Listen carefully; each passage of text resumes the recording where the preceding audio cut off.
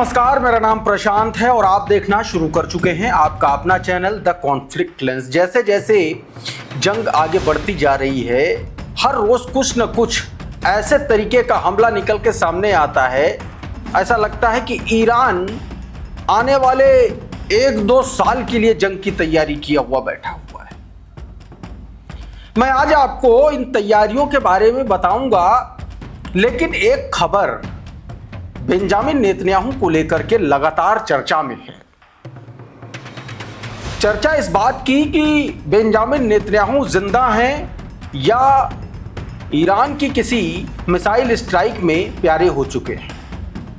और यह बात क्यों कही जा रही है, इस बात की जो चर्चाएं हैं तमाम सारे रिपोर्ट में, तमाम सारे सोशल मीडिया पोस्ट में, इस बात को लेकर के लगातार एक आप ये कह लीजिए कि द्वंद्व बना हुआ है कि आखिर हुआ क्या है। और ये सब कुछ तब शुरू हुआ जब बीते दिन बेंजामिन नेतन्याहू का एक वीडियो उनके ऑफिशियल ट्विटर हैंडल से प्रसारित किया गया। अब तमाम सारे लोगों ने उस वीडियो में कुछ ऐसी चीजें देखी, कुछ ऐसी चीजें नोटिस की, जिसके बाद से यह कहा जाने लगा है कि वो वीडियो जो बेंजामिन नेतन्याहू का है वो एआई जनरेटेड है। बेंजामिन नेतन्याहू का वीडियो एआई जनरेटेड है, उसके लिए भी बहुत सारी बातें बताएगी। अभी उस खबर पर मैं आऊंगा, साथ में एक खबर और बताऊंगा जिसमें तस्नीम न्यूज एजेंसी के हवाले से यह खबर चर्चा में है कि इजराइल और अमेरिका में सैकड़ों ऐसे कंपनियां हैं, इंफ्रास्ट्रक्चर्स हैं जिनका इस्तेमाल अमेरिका और इजराइल जो है इस जंग में कर रहा, और उनको किसी भी वक्त एक बटन से ईरान वहीं का वहीं जाम कर सकता है। मैं बात कर रहा हूं डिजिटल वॉरफेयर की। माइक्रोसॉफ्ट, गूगल, एनवीडिया, ओरेकल, ऐसी तमाम सारी सॉफ्टवेयर कंपनीज हैं जिन पर अब हमला करने की तैयारी ईरान कर चुका और उसकी पूरी लिस्ट प्रकाशित की गई और वो चर्चा में है। इस बीच बीते दिन जो पश्चिमी इराक में जो क्रैश हुआ, अमेरिका का जो एयर फ्यूल टैंकर विमान जो था, उसके सभी 6 के 6 क्रू मेंबर्स मारे गए हैं और इसका आधिकारिक ऐलान सेटकॉम की तरफ से कर दिया गया है। उससे भी जुड़ी खबर और ताजा हमले से जुड़ी कुछ खबरें मैं आपको बताने जा रहा हूं, लेकिन सबसे पहले जो बेंजामिन नेतन्याहू के बारे में चर्चा चल रही है उस पर बातचीत करते हैं। इस वीडियो को जरा गौर से देखिए। इस वीडियो में सर्कल जिस वक्त किया जा रहा है उसमें बेंजामिन नेतन्याहू का जो वीडियो है, दावा किया जा रहा है कि ये एआई जनरेटेड है, क्योंकि उनके हाथ में 5 की जगह 6 उंगलियां नजर आ रही हैं। ये मैं नहीं कर रहा हूं, तमाम सारे सोशल मीडिया दावे किए जा रहे हैं। और दावा यह भी किया जा रहा है कि जब से 3 मार्च को जब से ईरान ने इजराइल के अलग अलग ठिकानों पर, यानी कि तेल अवीव, जेरूशलम, खास तौर पर ये जो 2 ठिकाने हैं, अटैक किया गया, तभी से बेंजामिन नेतन्याहू गायब हैं, कहीं दिखे नहीं, कहीं कुछ उनका अता पता नहीं। तो इस पर भी लगातार ये कयासबाजी हो रही है कि क्या बेंजामिन नेतन्याहू किसी ईरानी मिसाइल स्ट्राइक में मारे गए हैं क्या।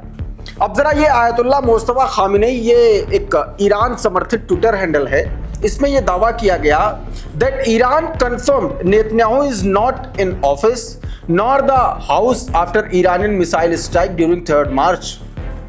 बताया गया कि 3 मार्च के मिसाइल स्ट्राइक के बाद ना तो बेंजामिन नेतन्याहू अपने ऑफिस में देखेंगे, ना तो अपने घर में देखेंगे।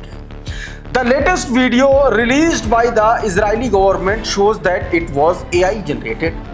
बताया गया कि ये जो नया वीडियो इजरायली सरकार की तरफ से जारी किया गया है ये AI जनरेटेड है, ये दावा किया गया। ये एक ट्विटर हैंडल, दूसरे ट्विटर हैंडल ने भी ये कहा। ये देखिए जरा, ईडी कारस्टेन का नाम से ट्विटर हैंडल है, इसने भी ये वीडियो जारी किया और इसमें भी ये दावा किया गया कि बेंजामिन नेतन्याहू को जो है 6 उंगलियां हैं और बहुत सारी चीजें ये बताई जा रही हैं। हालांकि इस पर ये स्पेकुलेशंस हैं, ये दावे किए जा रहे हैं इसको लेकर के। ये देखिए जरा, ये ट्वीट देखिए जरा, इसमें जो वीडियो ये जारी किया इसमें बताया गया कि सोशल मीडिया पर तेजी से रूमर्स फैल रही है दैट बेंजामिन नेतन्याहू की मौत हो चुकी है और इजराइल द्वारा जारी किया गया उनका वीडियो एआई से बनाया गया और नकली है। इसकी वजह एक खास दावा है, जब कुछ लोग ये कह रहे हैं कि बेंजामिन नेतन्याहू वीडियो में उनके दाहिने हाथ की जो 6 उंगलियां दिखाई दे रही हैं, जिसे वो एआई जनरेटेड वीडियो का सबूत बताया जा रहा है। हालांकि जब वीडियो को जूम करके देखा गया तो कई लोगों का कहना है कि वहां उंगलियां 6 नहीं है बल्कि 5 उंगलियों और हाथ की हथेली दिखाई दे रही। कैमरा एंगल और हाथ की स्थिति की वजह से भ्रम पैदा हो रहा है, ये बात कही जा रही है। एक और वीडियो देखिए, ये जैक द रिपलर नाम का ट्विटर हैंडल है, उसने भी कुछ लिखा है और यही वीडियो बाकायदा एरो करते हुए, इंडिकेशन करते हुए उसमें बताया गया कि इसमें देखिए 6 उंगलियां दिखाई दे रही हैं। बताया गया कि rumour swirling that the prime minister of the Israel Netanyahu is dead after video has been released from him live on TV. ये बात दोस्तों कही जा रही है। ये नवाजिश अहमद देखिए क्या लिख रहे हैं, Netanyahu is dead, I am willing to bet $500 on my claim. ये बात कही गई है। ये तो क्लेम कर रहा है, ट्विटर हैंडल कह रहा है कि मैं इतने डॉलर का क्लेम कर रहा हूं कि नेतन्याहू की मौत हो चुकी है, डेड है। नेतन्याहू's statement that come out yesterday is the product of AI and Israeli technology. His teeth and fingers are worth nothing. ये बात सही बात, मतलब ये बात कही गई है इसमें, इस ट्वीट। तो इस तरीके से तमाम सारे दावे सोशल मीडिया पर बेंजामिन नेतन्याहू की मौत को लेकर के चल रहे हैं। अब एक खबर और मैं दिखाता हूं कि कैसे ये जो जंग है, अभी तक मिडिल ईस्ट में अमेरिकी सुविधाओं पर, अमेरिकी सैन्य अड्डों पर चल रहा था, अब इसका तरीका बदलने जा रहा है। ये वायर्ड ने एक रिपोर्ट पब्लिश की है, आपकी स्क्रीन पर देखिए ये रिपोर्ट है। इसका कुछ हिस्सा मैं आपको समझाने की कोशिश करता हूं कि इसमें दरअसल कहा क्या गया है। इस रिपोर्ट में यह बताया गया है कि ईरान और इजराइल और अमेरिका के बीच में जो संघर्ष है, अब टेक्नोलॉजी सेक्टर भी इसके निशाने पर आने वाला है। रिपोर्ट्स के मुताबिक ईरान से जुड़े मीडिया ने कई बड़ी अमेरिकी टेक कंपनियों को संभावित टारगेट बताया है। तस्नीम न्यूज एजेंसी का हवाला दिया गया है इसमें और बताया गया कि Google, Microsoft, Palantir Technologies, IBM, Nvidia और ओरेकल कॉर्पोरेशन। ईरान का कहना है कि क्लाउड टेक्नोलॉजी और डेटा एनालिटिक्स और AI सिस्टम, ये जो 4-5 चीजें हैं, इसका इस्तेमाल इजराइल और अमेरिका जो है ईरान पर हमला करने के लिए अपनी सैन्य गतिविधियों में कर रहा है। अब ये चेतावनी दोस्तों तस्नीम न्यूज एजेंसी के जरिए दिया गया और बताया गया इस रिपोर्ट में कि ये जो न्यूज एजेंसी है ये IRGC से जुड़ी हुई है।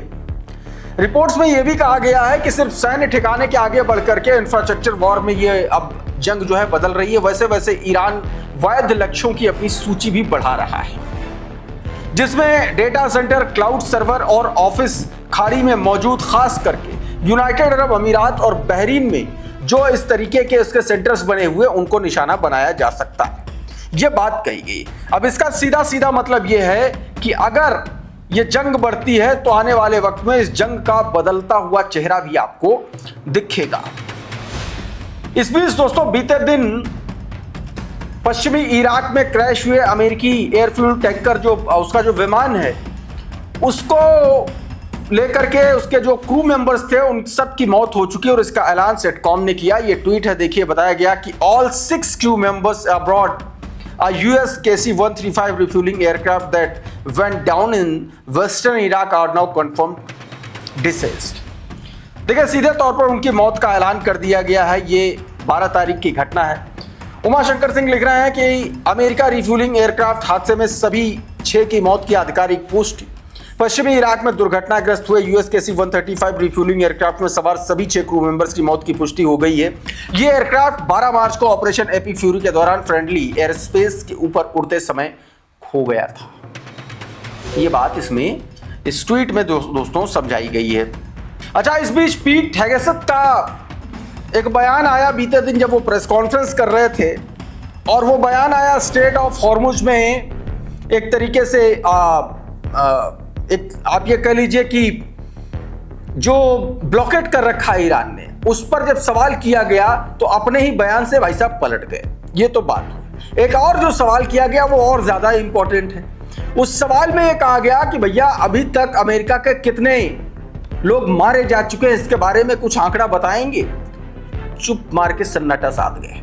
ये छोटा सा हिस्सा देखिए Across the southern flank a little bit, a variety of places, most from one. तो इस तरीके से पत्रकारों ने जब सवाल किया तो बिना कोई जवाब दिए ये लोग चुप हो गए। इस बीच अमेरिका को एक और बड़ा झटका लग गया, जर्मनी और इटली की तरफ से। देखिए दोनों भी देश ये भी परेशान है और इन दोनों ने ही जंग में शामिल होने से, आपको पता है, नेटो के अलाइज हैं और इन्होंने इनकार कर दिया है। यह खबर देखिए, फ्रांस समेत यूरोपीय देशों ने तेहरान से बातचीत शुरू कर दी ताकि हॉर्मुज स्ट्रेट से उनके जहाजों के सुरक्षित रास्ते की गारंटी के लिए डील पर बातचीत की जा सके। सबको हैरानी परेशानी है, एक दिन में ईरान ने पानी पिला दिया।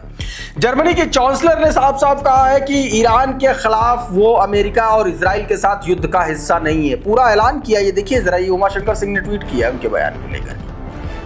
ये देखिए इटली की जो प्रधानमंत्री है जॉर्जिया मेलोनी, उन्होंने बयान दिया, Italy is not part of the war in the middle east and will not participate in the war against Iran. ये सीधे तौर पर मेलोनी ने संसद में ये बयान दिया। रशिया टीवी के हवाले से ये खबर। Un intervento a cui, lo dico subito, a tweet आपकी scanso di स्क्रीन ogni पर। equivoco, अब एक और तस्वीर देखिए, रशिया ने ईरान को सबसे पहले एड पहुंचाई है, उससे जुड़ी ये खबर। रशिया का ये विमान बताया जा रहा है कि तेहरान पहुंचा है और रशिया ने उसके हवाले से खबर बताया गया कि become the first country, Russia is the become the first country to send humanitarian aid in Iran. उसका जो मिलिट्री कार्गो एयरक्राफ्ट है IL-76, उसके जरिए 13 टन प्लस मेडिसिन जो है भेजी गई हैं। इस बीच एक खबर ये भी है कि चाइना ने भी ईरान के लिए मदद भेजने का ऐलान किया है। तो कुल मिलाकर के बात यह है कि बेंजामिन नेतन्याहू की गैर मौजूदगी और उनके चर्चित चल रहे इस वीडियो पर जो स्पेकुलेशन हो रहे हैं वो बड़ा चर्चा का विषय है। और दूसरी सबसे बड़ी बात यह है कि अब ये जंग जो है ये इलेक्ट्रॉनिक वॉरफेयर में तब्दील होती जा रही है, साइबर वॉरफेयर में तब्दील होती जा रही है। इस वीडियो में बहरहाल इतना ही। बहुत बहुत शुक्रिया, बहुत बहुत धन्यवाद। आप जुड़े रहिए आपके अपने चैनल द कॉन्फ्लिक्टलेस ECL के साथ। नमस्कार।